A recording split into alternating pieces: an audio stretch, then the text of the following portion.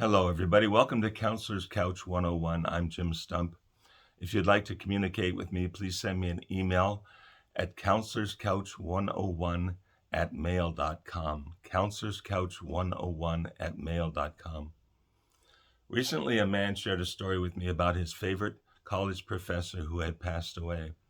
This college professor spent his entire career teaching business classes at a local community college, and he lived in a small condominium close to the campus and never seemed to do anything flashy. Lived a quiet life, a simple life. But he loved his students and he tried to help them in any way he could. The college professor had many acquaintances and many connections. And for his college students, if um, someone needed an introduction for a job, the college professor would set that up. If someone needed mentoring, say, to start their own business, the college professor would help them with that. He did anything he could to improve the lives of the students who went through his classes over the years. Well, when the college professor passed away and they looked into his last will and testament, they found out that he had nearly $2 million in various bank accounts, and he had left it all to many charities. He never lived fancy, never lived a lavish lifestyle. He saved all that money, and when he passed, he left it to help others. The man was very impressed by that college professor, and still is. Often when I'm talking to people, I ask them what their philosophy of life is, and oftentimes people tell me, I don't believe in religion, Jim. I say it's not about religion. We all have a philosophy, whether we recognize it or not, whether we've thought about it or identified it for ourselves. We all have it. We live according to something. Now, what do you live for? What do you want to be able to say when your time is done? What are you trying to accomplish?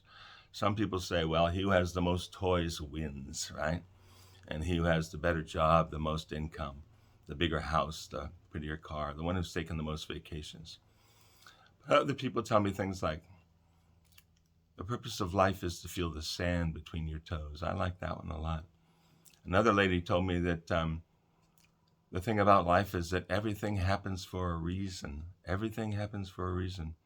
One guy who told me, who is an atheist, said that we all ought to live and treat other people that way we want to be treated. I could have told him that thought came straight out of the Bible, but I thought I'd better leave it alone, right?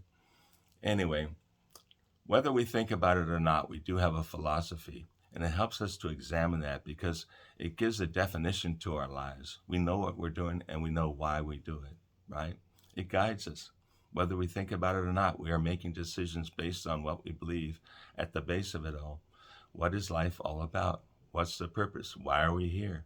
What are we supposed to do? You answer that question, you know how to live. You'll feel better about the decisions you make because you know your decisions will be in line with your beliefs and what you're trying to accomplish and the person you want to be.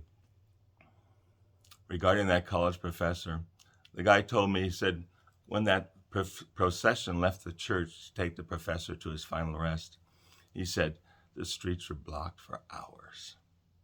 Blocked for hours. I think that's a successful life. Talk to you next time.